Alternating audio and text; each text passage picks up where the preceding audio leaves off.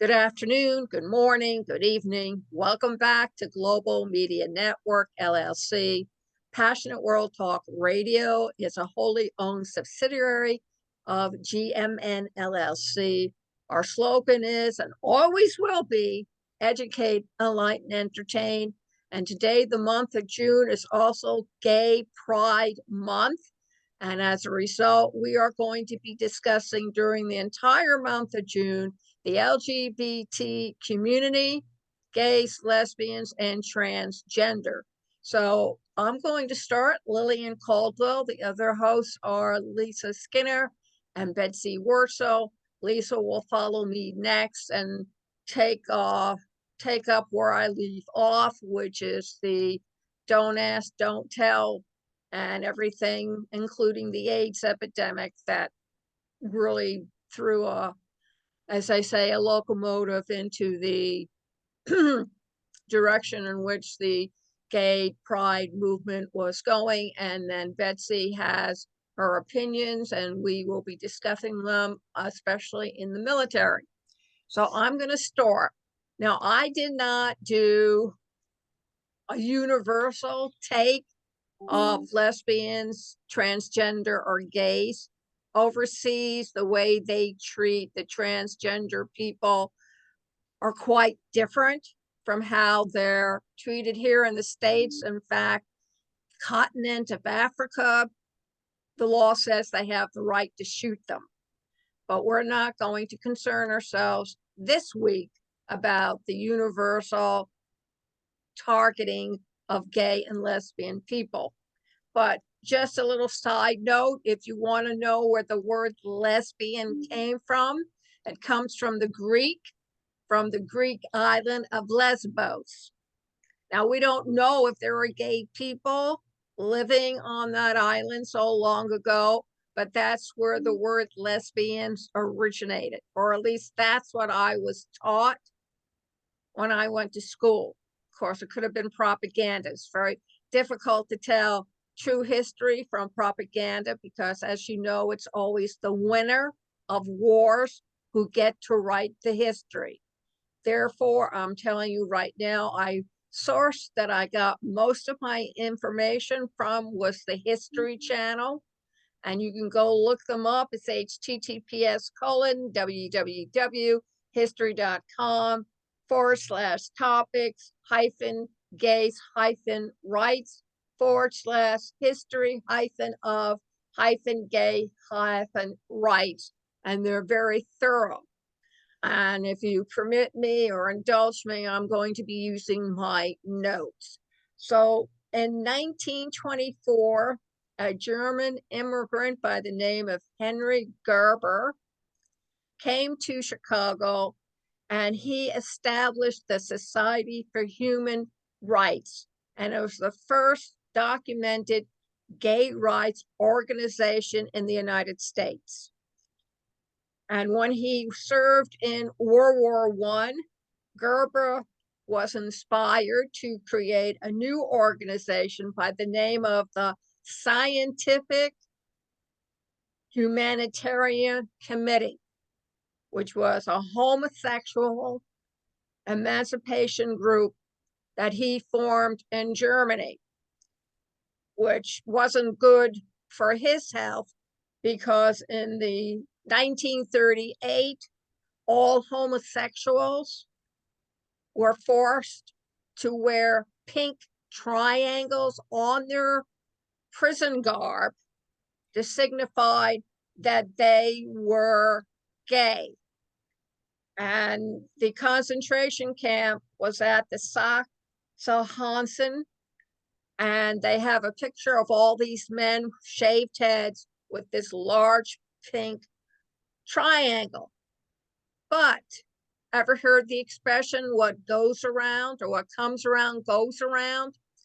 Further on in the 20th century, the gay movement adopted the pink triangle and wear it proudly to signify that they are gay.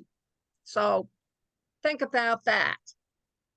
Then in 1928, so we're going back 10 years, the English Author and poet Radcliffe Hall stirred up controversy when she published a lesbian novel, The Wall of Loneliness.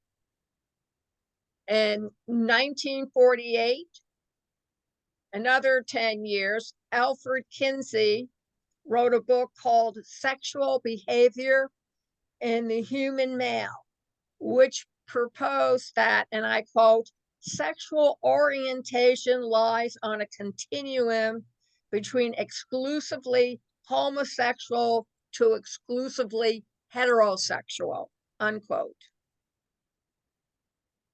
By 1950, Harry Hay founded the Medicine Foundation, which was the first gay rights group.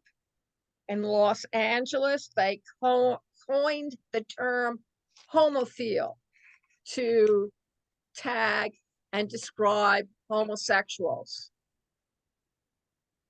and their sexual activity. Later on, the Homosexual Foundation was created to improve the lives of gay men through discussion groups, and related activities. In 1952, founding member Dale Jennings was arrested for soliciting, but the jury was deadlocked and he walked away and was acquitted. In 1952, Dale Jennings created an organization called One Incorporated, and it welcomed women, and it published the first gay magazine in the United States. In 1953, Dr. Jennings was ousted from One because he was a communist. Guess you can't be a homosexual and a communist at the same time. In 1958, the magazine One won a lawsuit against the U.S. Post Office when they tried to prevent the magazine from being delivered because they considered it obscene. And they refused to deliver it. In 1955, the Medicine Foundation restructured themselves and began publishing a second magazine called the Medicine Review. And in that same year, 4 lesbian couples in San Francisco founded an organization called Daughters of Bilitis, which was a published newsletter. And the newsletter was called The Ladder, and it was the first lesbian newsletter ever published in the United States. In 1952, an American psychiatrist listed homosexuals as a form of mental disorder. Well, I guess it is, sort of, depending how you want to look at it. In 1953, President Dwight D. Eisenhower signed an executive order that banned gay people of sexual perversion, and they were prevented from taking jobs with the federal government. In 1960s, you had what was called the Stonewall Inn riots. In 1961, Illinois became the first state that had anti-sodomy laws. And in California, they were the first document that was called The Rejected was put out on homosexuality. 1965, Dr. John Oliver, who was a sexual hygiene and pathologist, they came out with their own following, along with Christian George, and they began they looked at providing surgery for those people who wanted to change their gender. In 1966, members of the Medicine Society in New York City staged a, quote, zip in, which they visited all the taverns. And what happened was that the sellers started to, and they would announce, I'm homosexual, do something about it. And of course, everybody who was in the tavern started throwing beer bottles and produce into their faces. So the New York police were called in. And the whole thing exploded into a 3-day riot. That brings us up to 1970, where the Christian Street Lutheran had the first gay parade.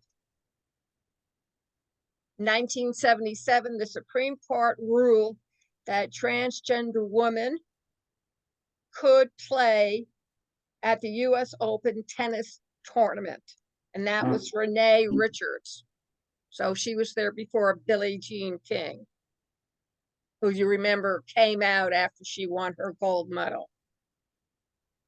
In 1974, Kathy Cuz, a transgender, won a seat in the Ann Arbor, Michigan City Council, which was unheard of since they were forbidden to run for federal office. And then Harvey Milk, in the late 1970s, became the first San Francisco city supervisor. And he openly was a gay man with a gay boyfriend, because in those days they didn't call husbands. In 1978, Gilbert Baker designed an emblem, a symbol for the gay transgender community, and that was the multicolored flag. And in 1979, more than 1,000 people took part in the first National March on Washington for lesbian and gay rights.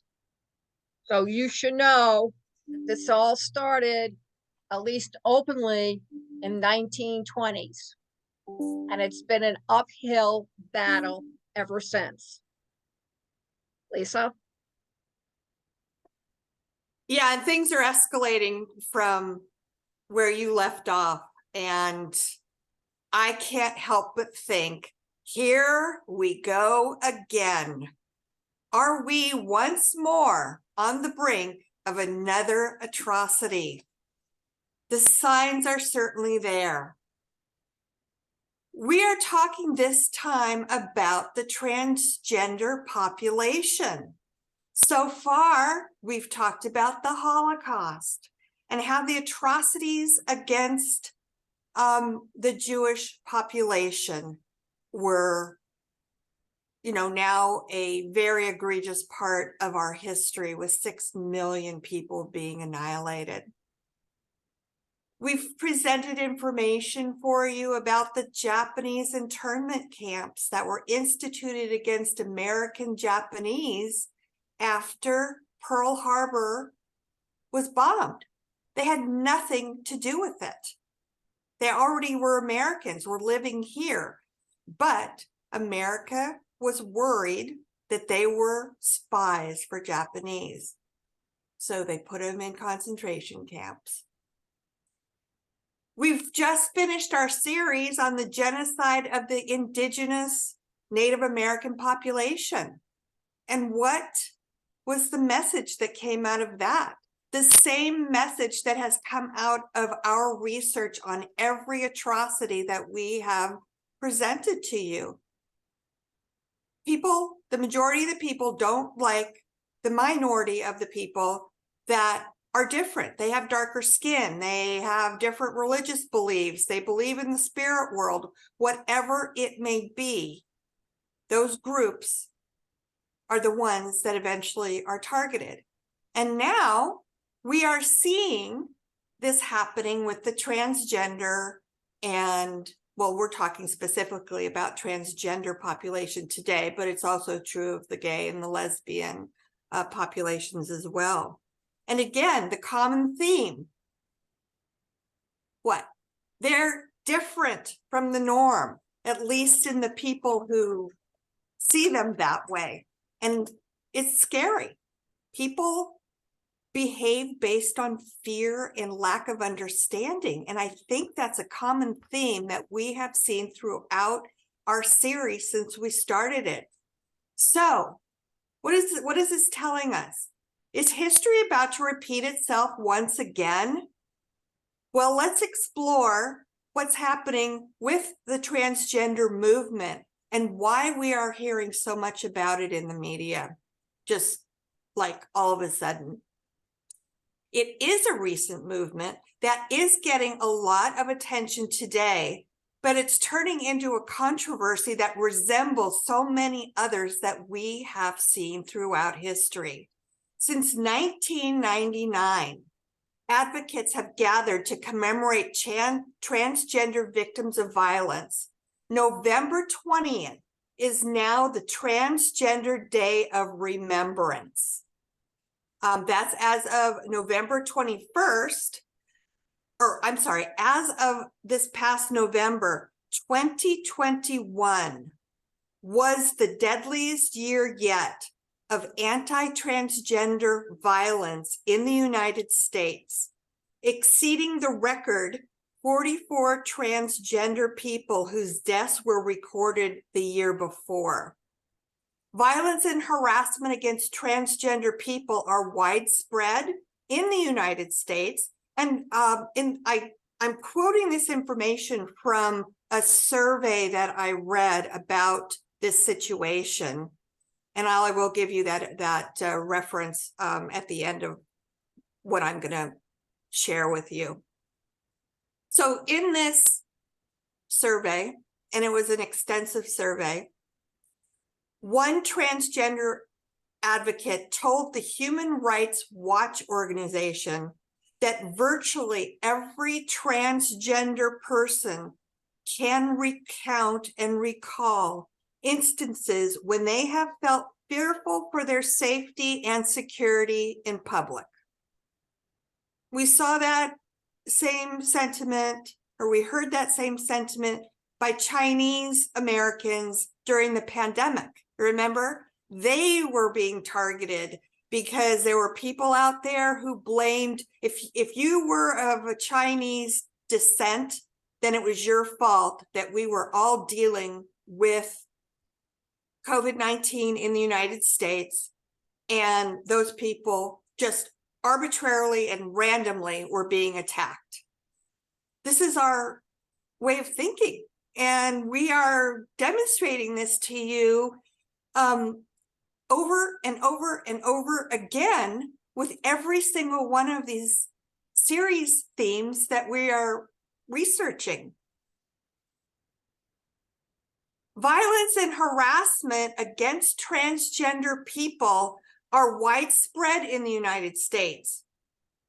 Recent debates over transgender rights have only increased the visibility of transgender rights. So the more we talk about it, the more people are starting to resist and resent it. If it's swept under the carpet, don't ask, don't tell, then we just pretend like it's going to go away or it doesn't even exist. But the more we bring it to our attention as a society, the worse it appears to get.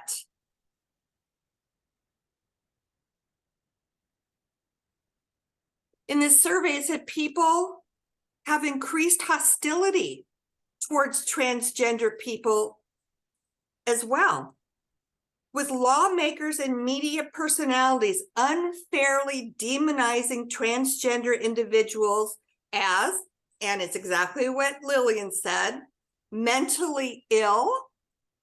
They're using the word predatory. We heard that about the Jewish population that was part of the propaganda against them. And dangerous. Reports suggest that bias-motivated crimes targeting transgender people narrowly escape violence, where transgender people then are reluctant to report violence to police for fear of re-victimization or where law enforcement officers fail to document and respond to violent means that estimates almost certainly undercount the scope and prevalence of these crimes. The topic of anti-gender violence frequently appears in news coverage when fatal violence has occurred, and the number of people killed each year is often used as a rough proxy for bias-motivated violence against transgender people more generally. Isn't this all sounding way too familiar? But transgender people are frequently subjected to other forms of violence, including harassment and violence from strangers, family violence, intimate partner violence, and police violence, which may be even less visible to lawmakers and the public. You think? The violence and discrimination that transgender people experience is deeply intersectional, according to this article, with different forms of vulnerability shaped by race, gender, class, ability, nationality, among other factors.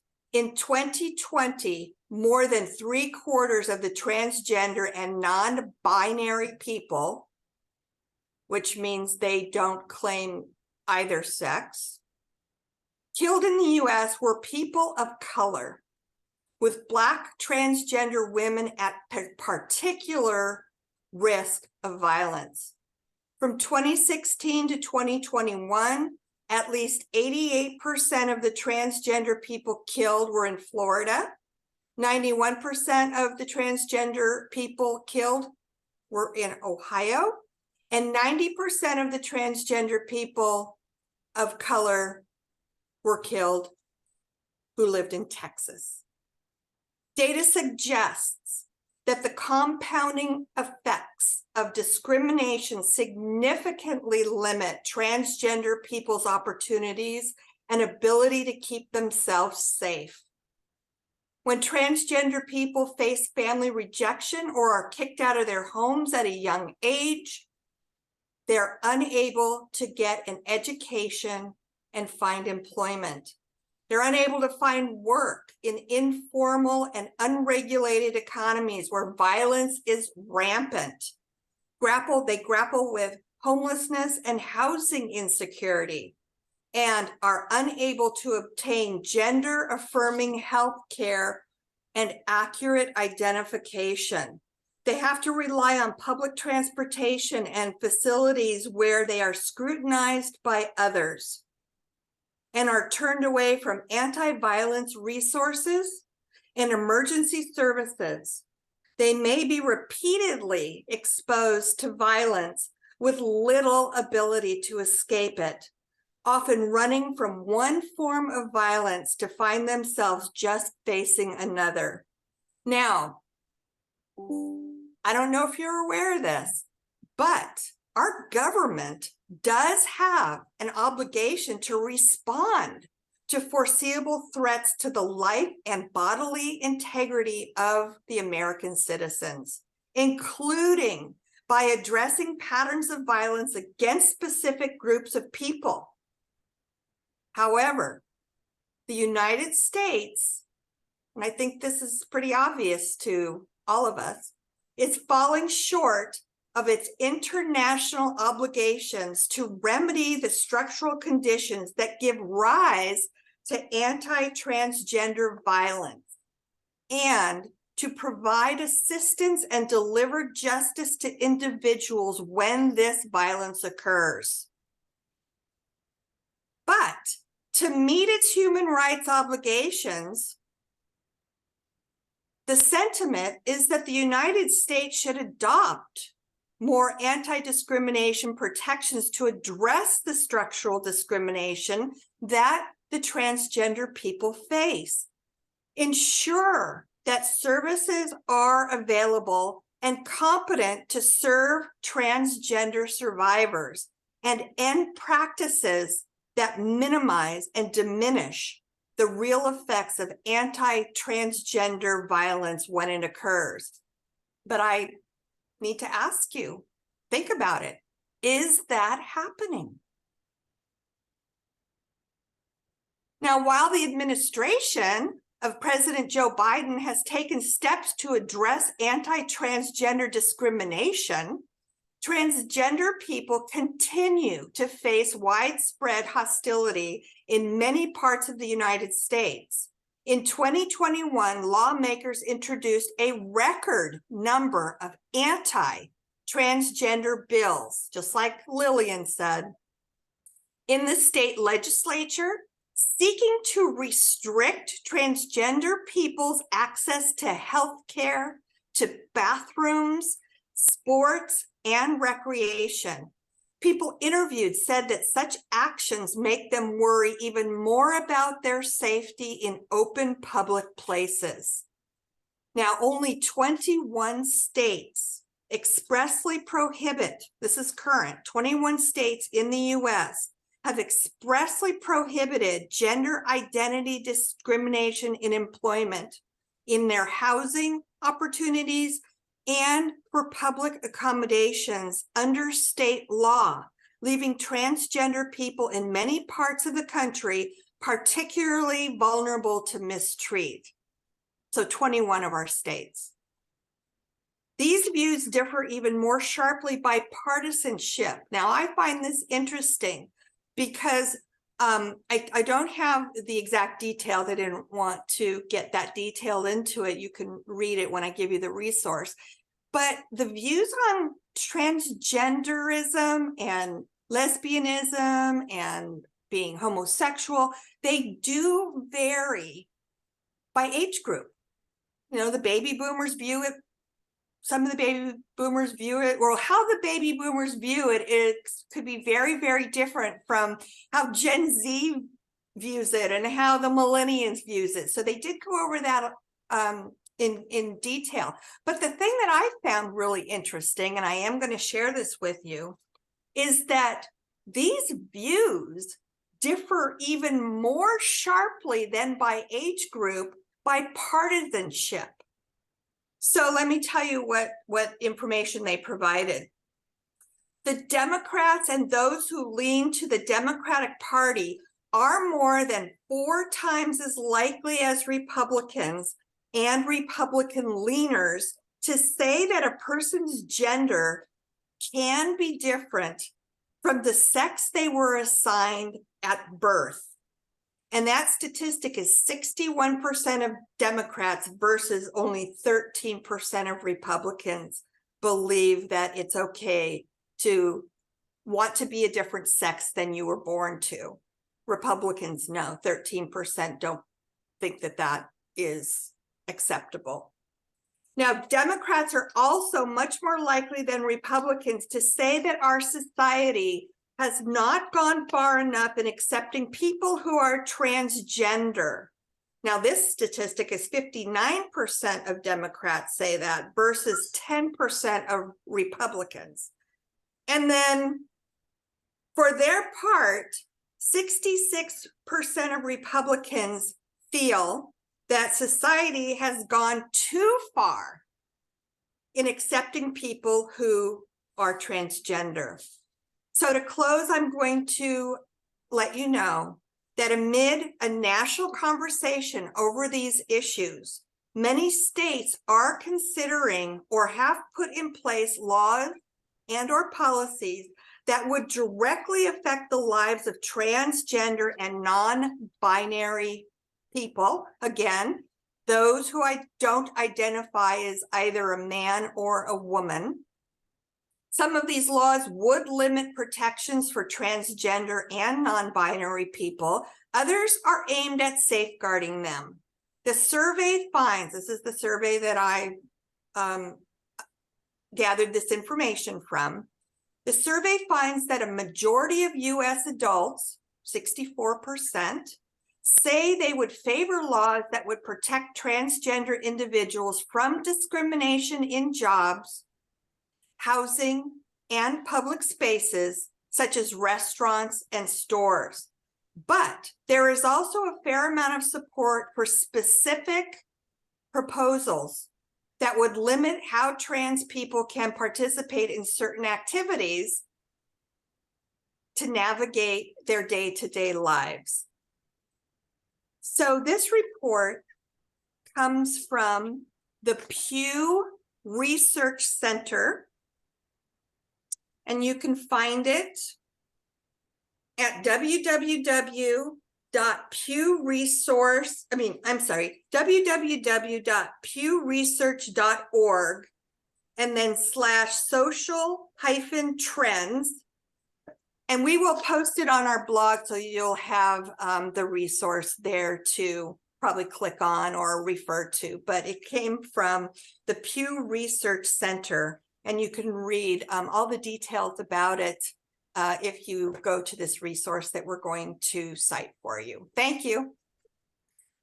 Now comes Betsy. I just want to interject one thing. Last night on NBC News, the following story appeared where sponsors or backers for the transgender parade that was supposed to take place is no longer doing it because people refuse to enter their stores. They have put a boycott on the stores who supported the parade.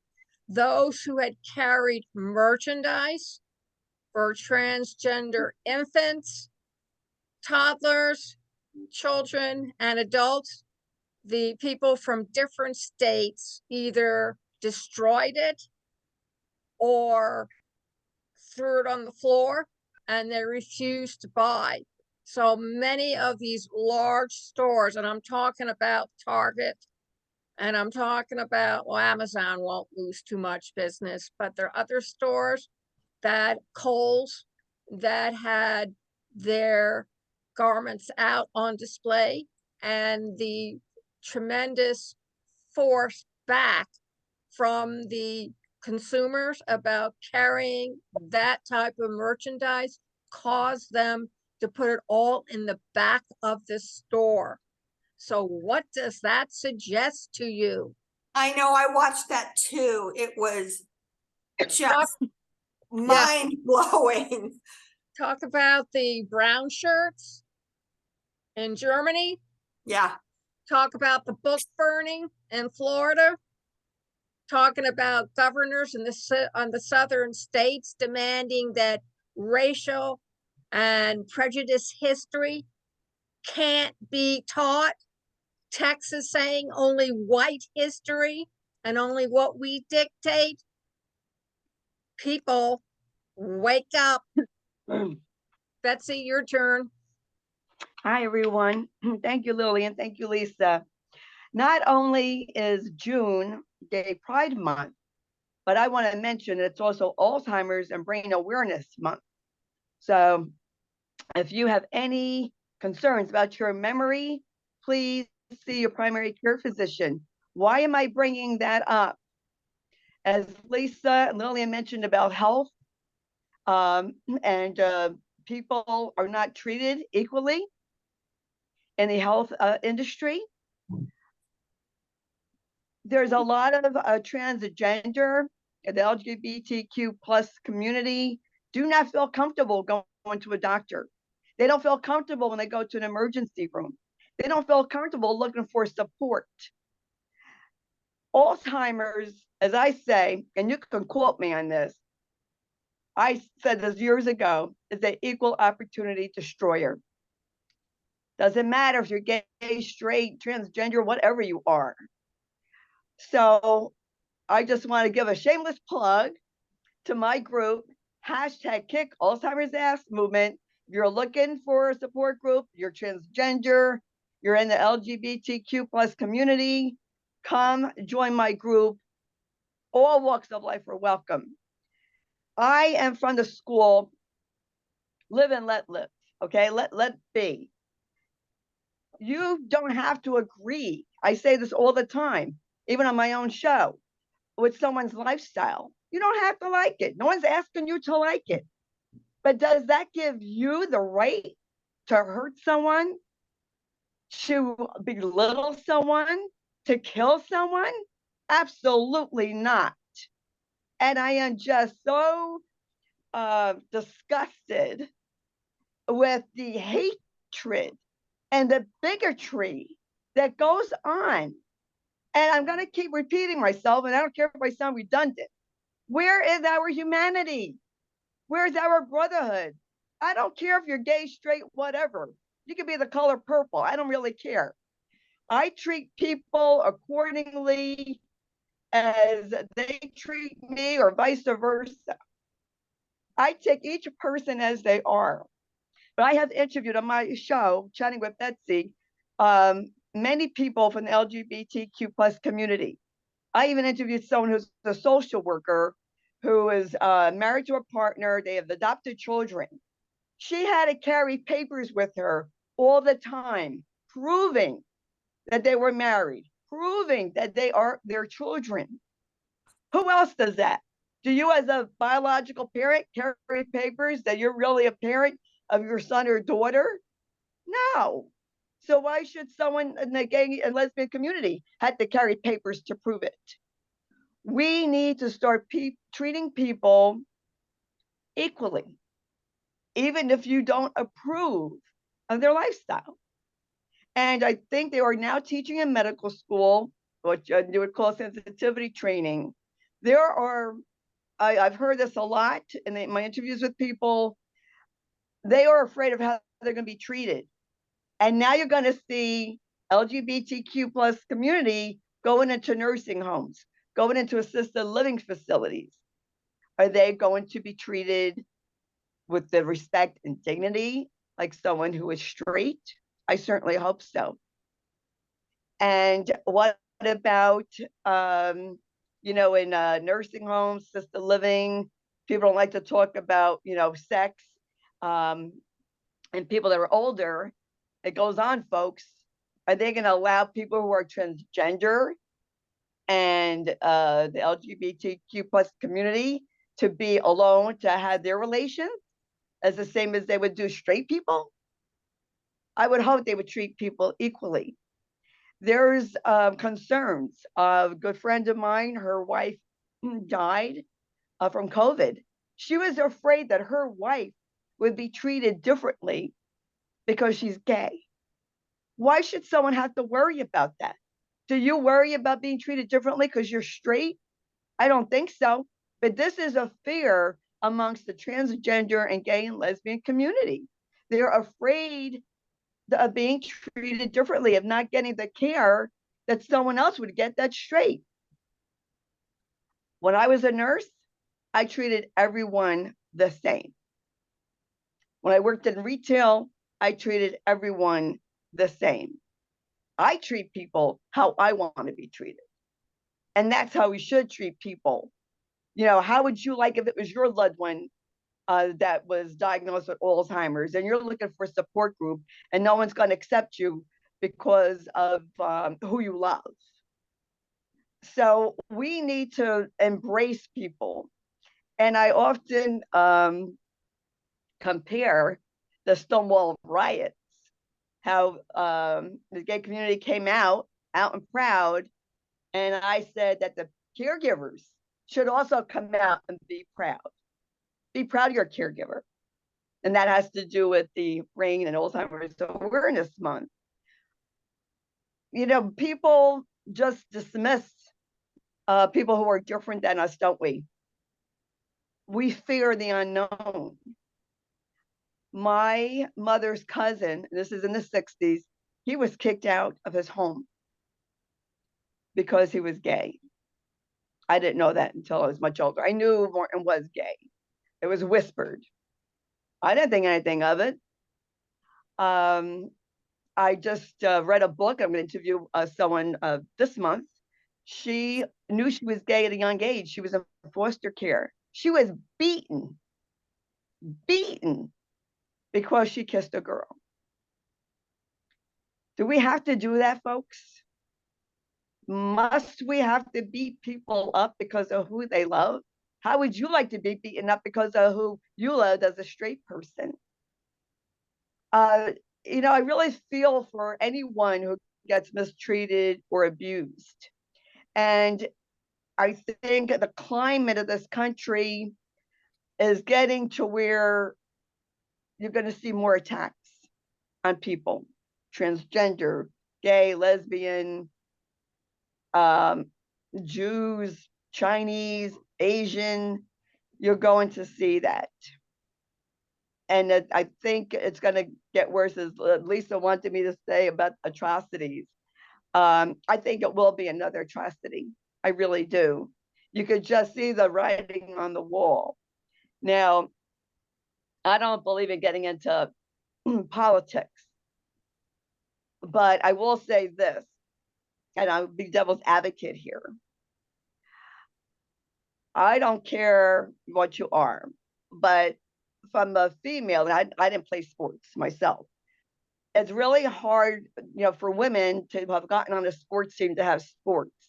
If a man that's biologically a man and then says he's a woman, wants to be on a women's sporting team, I think they have the advantage because they're stronger.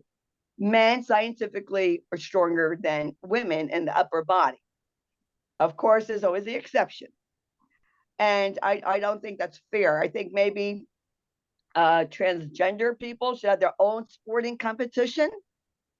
I also think that prisoners in jail, and they have better medical care than we do. I don't think my taxpayer money should pay for their operation to change. Let them wait until they're out of prison.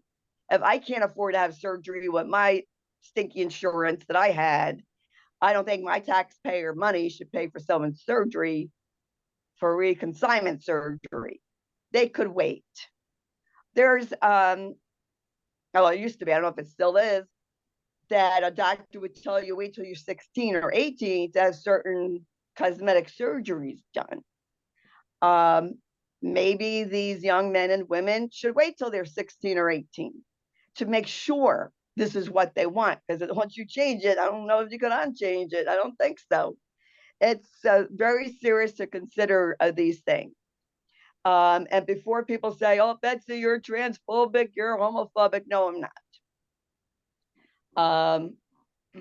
I'm not. I just think that it's unfair to the women who have tried to be competitive with sports. And now there's people who are saying that their women are taking their spots. Now, if I was on the losing team, yeah, I'd want someone who was stronger and maybe help win my team win. But that's how I feel. And I just want to remind people, remember the golden rule. Do unto others as you would have them do unto you. Treat people fairly. This merchandise, and I saw it on TV. People are offended about, a woman's bathing suit for a transgender guy. What's the big deal? It's just another clothing article in the store, right? You don't have to like it. No one's asking you to buy it. So why can't we just let it be? I don't see the big deal of clothing. I mean, come on. You may not like certain products that are in the store. Do you boycott the store because of that? Let me tell you, folks, if you go back and learn about history, you wouldn't buy Bayer aspirin either. You want to know why? Because they supported the experiments going on in the concentration camps. How about that? How about some of these companies that are anti-Semitic that didn't let Jews in? You're going to boycott them? Maybe you should think about that too while you're boycotting other places. And that's what I have to say. I got carried away. Thank you. Passionate World. Thank you for listening to me. You're welcome. And people should also understand the other great quote that I'm always throwing out. He who is out sin, she who is out sin, let them cast the first stone. Think about it.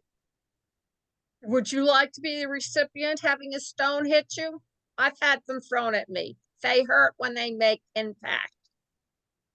And there's nobody here in this country, last time I looked, who is free of sin.